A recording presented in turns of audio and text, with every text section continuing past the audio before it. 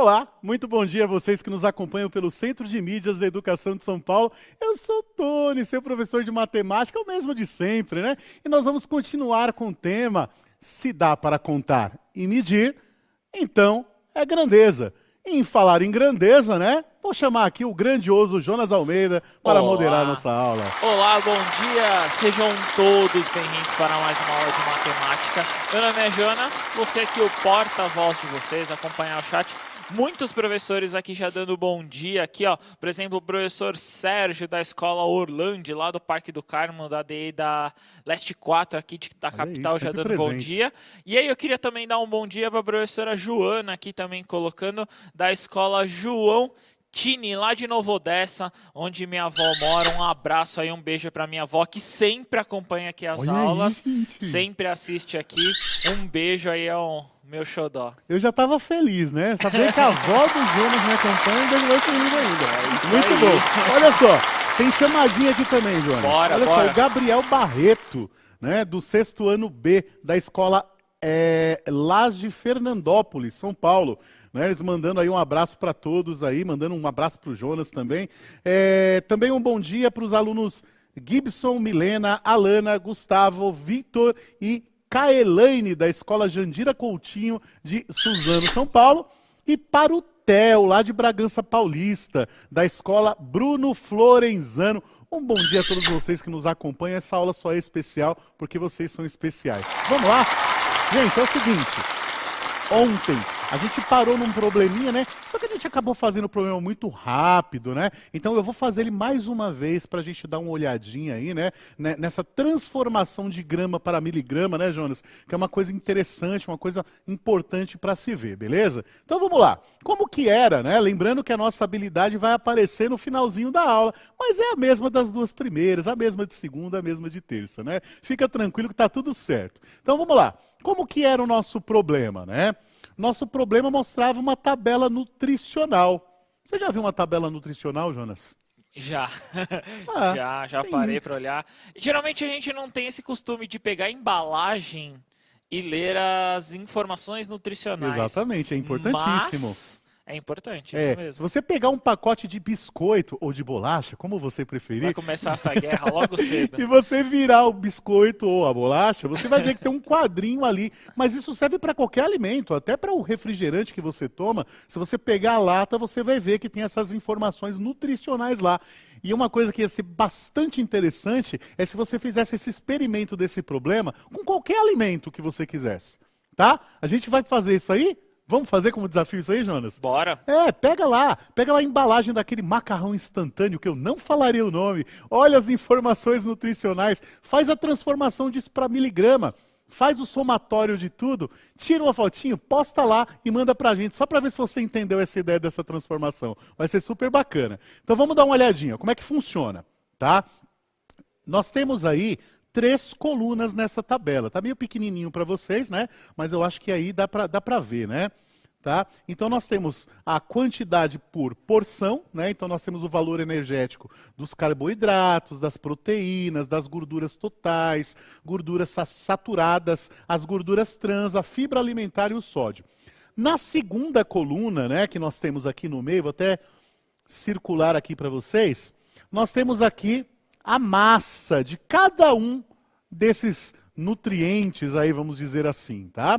E aqui do lado a quantidade, né, em porcentagem, né, desse valor nutricional comparado com 2.000 calorias, né, que é a média diária aí para uma pessoa. Não eu, né, porque eu como 10.000 calorias, né, eu preciso de bastante caloria para manter essa forma de bola. Que muita energia, né? É, muita energia. Então, o que vai ser pedido nesse exercício, né? Se vocês bem lembram, ele diz o seguinte, ó. Qual o resultado da soma em miligramas, tá vendo? Miligramas. De todos os valores das massas dos carboidratos, proteínas, gorduras totais, fibra alimentar e sódio, né? E aí, vou até apagar aqui a caneta, a gente vai perceber, ó, que esses valores nutricionais aí dos carboidratos, ó, aqui está 23 gramas, né? As proteínas tá 1,2 gramas, As gorduras trans também, 1,2 gramas, né? A fibra alimentar tá aqui, ó, 1,4 gramas, né? Então ele pede para a gente fazer o somatório disso tudo, inclusive do sódio, que inclusive é uma informação super importante para ser verificada numa tabela de informação nutricional, né? Essa tabela nutricional. A gente vai fazer o somatório de tudo isso, só que em miligrama. Então a gente vai fazer uma conversão, né, Jonas? Isso mesmo. Vamos converter aquilo que está em grama para miligrama. Mudar Então, a gente, unidade, né? Mudar a unidade, né? mudar a unidade de medida. Ó, o nome lembra muito, né? De grama para mili, né? Quer dizer que eu vou multiplicar por 1000. Cada grama tem 1000 miligramas, né? Né? Então, 1 miligrama é a milésima parte do grama, como foi mostrado ontem para vocês, tá? Não confunda miligrama, né? Não confunda com 1000 gramas, porque 1000 gramas, no caso, é o quilo, tá certo? Então, vamos fazer essa transformação. Na tela, começando pelo carboidrato, né? Vou até apagar essa caneta aqui para vocês enxergarem melhor esses números, ó. As 23 gramas, convertendo para miligrama, nós vamos multiplicar por 1000. Então, 23 vezes 1000 é fácil de fazer, é só colocar os 3 zeros no final, né? Então, vai ficar igual a 23.000 miligramas. As proteínas, a mesma coisa, né? Apesar de estar com vírgula, né? 1 grama é 1000. Então, 1,2 é igual a 1.200. A mesma coisa vai acontecer com a gordura trans, ó. 1.200 para a gordura trans também. A gente vai lá na fibra alimentar, você percebe que está 1,4. Multiplicado por 1000 vai dar 1.400. No finalzinho lá o sódio, né, Jonas? Tem que prestar bastante atenção nisso, porque a gente vai convertendo tudo. Quando chega lá no sódio, a gente acha que tem que multiplicar por 1000 também. Só que o sódio já está transformado para miligramas, né? Então a gente não precisa fazer transformação. Volta na tela, ó. Dá uma olhadinha na tabela, a unidade de medida que nós temos aí para o sódio, tá vendo? É diferente, não está como G, o Gzinho minúsculo, que significa grama. Está como mg, né, que é miligrama, certo? Então já está convertido. Então fazendo o somatório de tudo isso, ó, vamos somar tudo, vai dar 26.829 miligramas. É bem tranquilinho. Faça isso também. Escolha um alimento qualquer, tá? Escolha um alimento qualquer, leia essa tabelinha e tudo aquilo que tiver em grama, você passa para miligrama. Aí depois você faz o somatório, manda lá pra gente que vai ser super legal ver você praticando isso daí, porque é uma informação super interessante. Diga lá, Jonas. A professora Regiane colocou aqui, eu gostei, Regina, desculpa, colocando a ideia de que é sempre importante também olhar essa tabela, Sim. Porque às vezes nós temos intolerâncias a alguns alimentos, Exato. né? No caso, açúcar ou glúten, como ela colocou aqui. Acho é muito importante sempre ressaltar. Alguns professores também falaram que a tabela ficou pequena. Essa tabela está no material, né, Tony? Então, sim. Vocês podem acompanhar no material essa tabela também. Legal, legal, muito bem, muito bem. Ó, volta lá na tabelinha para vocês tirarem um printzinho rapidinho. Porque se você tirar um print, você pode aumentar também a foto no seu celular. É legal isso daí, né? Então tira o print e aumenta lá que vai dar para ver. Muito bem, Jonas. Então a gente já falou, né, na nossa primeira aula, nós falamos sobre o tempo. Depois nós falamos aqui sobre massa, não confundir massa com peso. E agora, Jonas, a gente vai escolher mais uma. Olha lá, nós temos nossos instrumentos de medida aí, ó. Nós temos a trena, nós temos o relógio, né? Nós temos a balança e vamos escolher agora mais um instrumento de medida. Qual vai ser o instrumento de medida escolhido hoje? Vamos lá, qual vai ser? Olha lá, temperatura. Boa. Que beleza, né? Ó, eu ia fazer até a pergunta para vocês o que é, né, esse instrumento de medida aí, né? Que é, gente, ó, tá lá, como se chama e para que serve esse instrumento, né? Talvez você conheça esse instrumento na sua versão digital, né? Que é muito comum nas casas hoje, né? Que é o termômetro, que a gente usa para ferir, ó, pam, pararam, aferir, medir, mensurar, né? A febre ou qualquer outra coisa que você queira avaliar, medir, mensurar, a temperatura, tá certo? Muito bem, então é o termômetro, né? e a gente usa para aferir a temperatura. Você conhece temperatura? Já ouviu falar? Já viu um termômetro? Manda no chat aí, a gente vai comentando no andamento da aula. Mas afinal de contas, o que é a temperatura, Jonas? O que é a temperatura, né? As pessoas confundem temperatura com calor. Temperatura com calor. Eu ia fazer uma zoeira agora, eu ia falar que temperatura é o tempo muito alto, é o altura. Não, não é isso não. Foi boa, mas não é isso, gente, mas não é isso.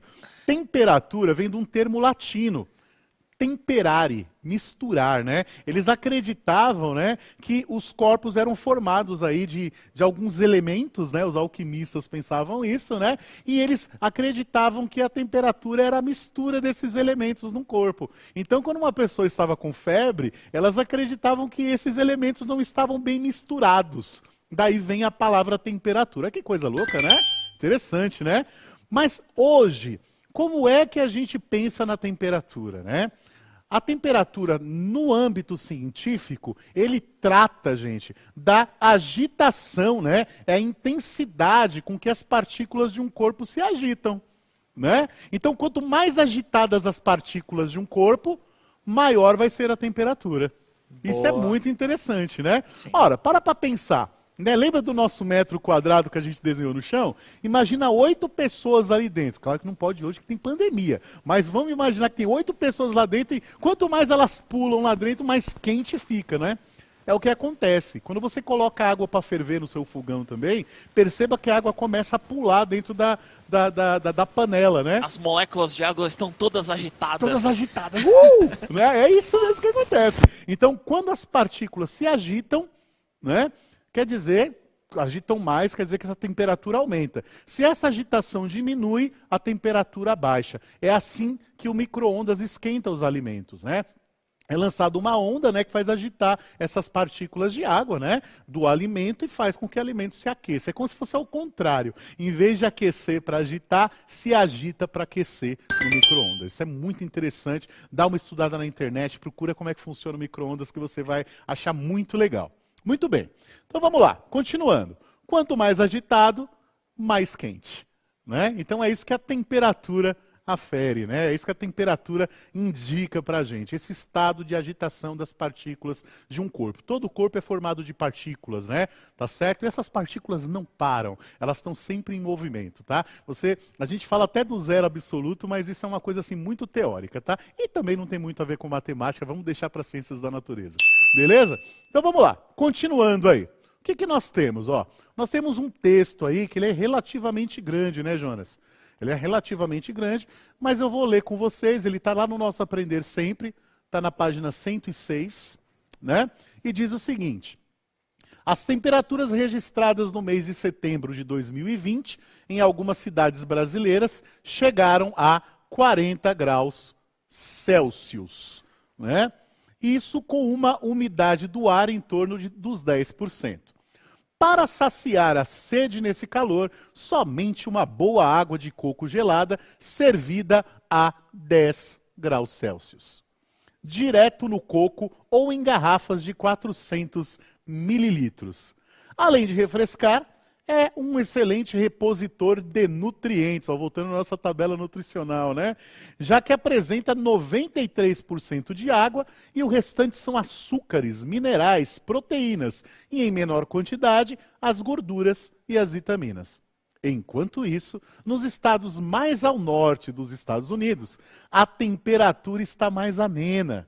As noites podem fazer 59 graus Fahrenheit, né? Olha que diferente, né? Perceba que aqui no Brasil, ó, tem um Czinho, tá vendo? E lá nos Estados Unidos utiliza-se um Fzinho, né? Bem mais ameno ele está falando. A essa temperatura é possível apreciar um chocolate quente a 60 graus Celsius e assistir a um filmezinho de 3 horas sem reclamar. Olha que legal, né? Então, veja que eu circulei aí, né, as medidas de temperatura. E a gente percebe que tem uma diferença muito grande na forma como se afere a temperatura aqui no Brasil e nos Estados Unidos, né? Por que isso, né, Jonas? Por que isso acontece? Hoje, inclusive, vai ter aula sobre o 7º ano, nós vamos falar sobre isso, que é relacionado ao Sistema Internacional de Unidades, né? Exato. Existe um padrão aí, nós comentamos ontem um pouquinho, inclusive na aula do 7º, né? Existe um padrão que é utilizado, né, em determinados países sobre Sim. isso. E os Estados Unidos utiliza outra ferramenta, né, Tony? Outra ferramenta outra que unidade, no caso, né? isso Que é o outra unidade. Fahrenheit. Lembrando que a medição é a mesma, né? Sim. Existe uma relação de equivalência. Então, você encontra, por exemplo, ali estava em 59 Fahrenheit, você consegue também achar em Transformar Celsius, para né? Celsius, Transformar. exatamente. Exatamente. É claro que a gente não vai entrar no mérito dessa questão agora, porque é um pouquinho mais arrojado para o momento, mas você precisa entender que não é porque nós mudamos a unidade de medida que a gente vai sentir a temperatura de uma forma diferente. Não Isso vai, não. mesmo. Ai, tá mais frio porque agora é Fahrenheit. Não, isso não acontece, né? O professor João, inclusive, colocou que existe também outra, né? Que é o Kelvin, né? Sim. Que essa já é uma medida laboratorial, Laboratorial, né? para o âmbito científico, né? Mas a Isso gente vai mesmo. falar delas, vamos lá. Então, ó, olha aí para a telinha, já dá um print nessa tela aí, né? Para você poder acompanhar. Tá certo? Dá um printzinho nela, muito bem. Vamos lá, vamos passar aqui, ó. Qual é a temperatura registrada em algumas cidades do Brasil? Né? Qual é a temperatura registrada em algumas cidades do Brasil? Ó, vou voltar para você. Viu aí já? Qual é a temperatura registrada em algumas cidades do Brasil? Já responderei, Jonas? Ainda não, aqui ainda não colocaram, comentando ainda sobre um pouquinho sobre o Kelvin, falando aqui, mas ainda não subiu a resposta sobre... Fizeram um comentário que eu achei muito legal do professor Leonardo, ele falaram o seguinte, ó, bom dia, temperatura tem variações em cada matéria, né? Sim. De matéria ele quis dizer cada disciplina. Na geografia significa outra coisa, na física e assim por diante. E temperatura tem essa relação mesmo, né? Sim. Já na resposta, os alunos aqui já respondendo já automático, ó, da Escola Eduardo Souza Porto, lá de Fernão, o aluno Vinícius e o Alessandro colocando 40 graus, 10 graus e 59. Inclusive eles colocando a bolinha para mostrar bolinha a de questão grau, né? do Isso grau. aí. Isso. A bolinha. É a bolinha. Legal, legal. O professora Cláudia colocando aqui do aluno João e da aluna Kemily, 40 graus Celsius. Aí legal. Acho que a temperatura... 40 graus Celsius é o que mais está subindo aqui. Muito bem, muito bem. E 40 graus Celsius é quente, né? Hoje, por exemplo, eu estava vindo para cá, olhei no termômetro na rua, estava marcando 17 graus Celsius, né? Isso por volta das 10 para 7 da manhã, né? Então a gente percebe que é quente mesmo os 40 graus Celsius, né? Tá certo? Bom, vamos lá então, vamos ver essa resposta?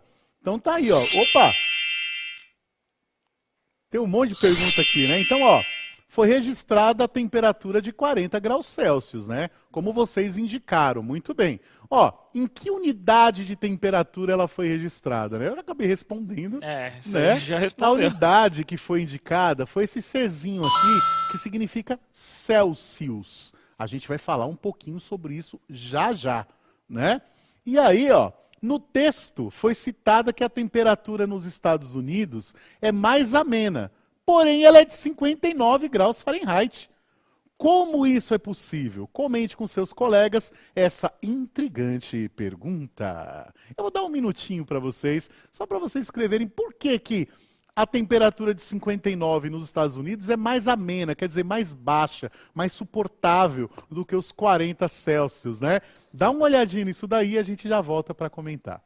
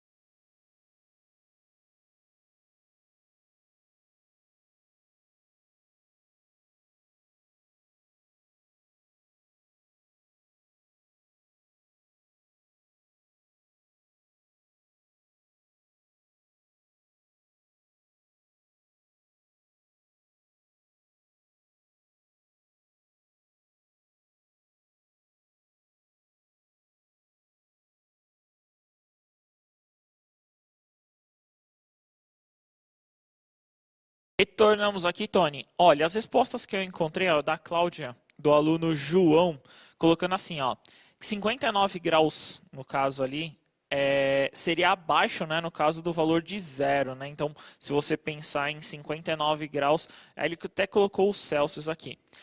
Na escola, a professora Maria, em São Bernardo do Campo, está colocando já a medida de graus Celsius lá hoje. 14 graus é a temperatura lá em São Bernardo do Campo, lá 14 graus Celsius. Muitos alunos, os professores colocando aqui, ó, professor Isaac, lá da PEI Elias Alves da Costa, de Vargem Grande Paulista, colocando a diferença, né, que é aí uma ideia de tem as duas e, no caso, a escala. Legal, bacana. Beleza? É, isso mesmo. A gente percebe que é mais ameno nos Estados Unidos porque eles estão utilizando uma unidade de medida diferente, tá? Então, só para vocês terem uma ideia, eu não vou apresentar esse cálculo para vocês lá, bonitinho ao pé da letra, mas só para vocês terem uma ideia, 59 graus Celsius, escrevendo aqui, ó, aliás, 59 graus Fahrenheit é igual a 15 graus Celsius, né? A professora mandou aí, né, a temperatura lá da cidade dela, não foi isso? Falou que é 14, né? Ó. Isso. Os 50 graus Fahrenheit é mais frio que os... É só um grau mais quente, né, que a temperatura da cidade dela. Qual que é a cidade dela? São Bernardo do Campo. São Bernardo do Campo, ó. Então, 59 Fahrenheit é igual a 15 graus Celsius, né? Tem uma continha para se fazer, tá tudo aqui na minha cachola, mas eu vou deixar aí para ciências da natureza explicar melhor isso, porque não é o nosso foco hoje, beleza? Então é por isso que 59 é mais ameno, né? É uma unidade diferente, tá certo? E na conversão a gente percebe essa diferença, tá bom? Vamos lá. Mostrando aqui para vocês, ó. Então, essa temperatura foi registrada em graus Celsius, né? Então, isso é possível devido ao fato da unidade de medida ser outra, Fahrenheit, e equivale a 15 graus Celsius aí, né? Deixa eu apagar a caneta para vocês. Tira um print aí, bonitão. Tirou, muito bem, vamos lá. Ó, as nossas escalas aí, falando rapidamente, né, Jonas? O que que nós temos? Ó? Nós temos a escala Celsius, usada na maioria dos países, inclusive no Brasil, né? É uma escala chamada de escala centígrada, né? Ela é uma escala centígrada, porque do gelo, para a água virar gelo, ela precisa estar a 0 graus, começar a virar gelo. Para ela ferver é 100 graus. Então a distância entre um e outro é 100. Por isso que a gente fala centígrados, tá? Esse Czinho de Celsius não significa centígrados, tá? Significa Celsius, tá bom? Centígrado é outra coisa, tá certo? Muito bem. E aí nós temos aí a outra escala, tá vendo? Ó? Que é a escala Fahrenheit. Olha que bonito. Bonita essa palavra. Podia que fosse o nome de uma pessoa, né? Fahrenheit. Olha que legal. E é o nome de uma pessoa. Então. Usada em alguns países de língua inglesa, como os Estados Unidos e a Inglaterra, né? Se você assiste corridas de Fórmula 1, muitas vezes você vai ver lá marcando a temperatura em Fahrenheit, né? No videogame, nossa, meu, eu passo tanta raiva com isso às vezes, porque você tá lá em um determinado jogo e aparece a medida. E aí você tem que ficar convertendo toda hora. É difícil. Ah, nada, é bom para praticar. Vai nessa, Você tá lá no meio, é difícil. Olha só, então Fahrenheit é usado nos países de língua inglesa, né? E aí, como o professor tinha comentado, né, nós temos também aí o Kelvin, né, que é conhecida como escala absoluta, é utilizada no meio científico, né? O 0 Kelvin indica que as partículas de um corpo estão totalmente imóveis, né? O que é teórico, né? A gente nunca vai ver aí as partículas totalmente imóveis, né? Então, essa ideia utópica, teórica, aí, vamos dizer assim, ela é uma ideia só dentro do laboratório e serve somente para a gente marcar esses pontos nessas escalas, tá certo? A escala Celsius e a escala Kelvin, elas são escalas centígradas, Fahrenheit não. Né? A diferença entre a ebulição e a fusão do gelo são 180 graus Fahrenheit, né? Então isso tem mesmo. essa diferença aí. Então a gente vai estudar mais isso daí mais para frente, tá certo, pessoal? Bom, a gente já vai terminando a nossa aula, mas antes de acabar, só vou deixar claro para vocês uma coisa. Quando a gente estava falando de tempo, vocês lembram que a gente tinha uma base numérica que era sexagesimal, que era de 60 em 60, quando a gente convertia de segundo para minuto, né? Então a gente tinha isso, né? E vice-versa. Era 60, porque era contado pelas falanges e tudo mais. No caso da temperatura, a gente já não tem essa preocupação, né, Jonas? Ela vai seguir os parâmetros da base decimal mesmo, então você pode fazer operações com mais tranquilidade. Outra coisa que é interessante quando nós falamos de temperatura é que nem sempre, raramente, né, vamos dizer assim, você no dia a dia vai fazer multiplicação e divisão com isso, né? Normalmente a gente faz muita adição, muita subtração para calcular diferenças de temperatura. Tem como ficar dividindo a temperatura? Não tem como, né? A não ser no âmbito científico para calcular algumas coisas determinadas, tá? Mas, a palavra diferença e aumento de temperatura dentro do problema indica para vocês algumas operações, né? Então pensa, diferença e aumento, quais operações você pode usar, e aí você vai se dar super bem nessa ideia de escalas termométricas. Beleza. E nossa aula está acabando e ela só é especial porque o Jonas estava aqui, porque vocês estão aí assistindo, foi maravilhoso. A gente continua falando um pouquinho mais de temperatura, vai subir pra gente aí a nossa habilidade, já tira aí um printzão da habilidade também, vai subir o nosso QR Code, avalie nossa aula, gostou, fala que gostou, não gostou, fala que não gostou. Obrigado, Jonas. Obrigado você, Tony. Até a próxima, né? É isso aí. E nos siga nas redes sociais, @pro.tony_y.mate e @jonasalmeida89. Um cheiro e até a próxima. Tchau, tchau.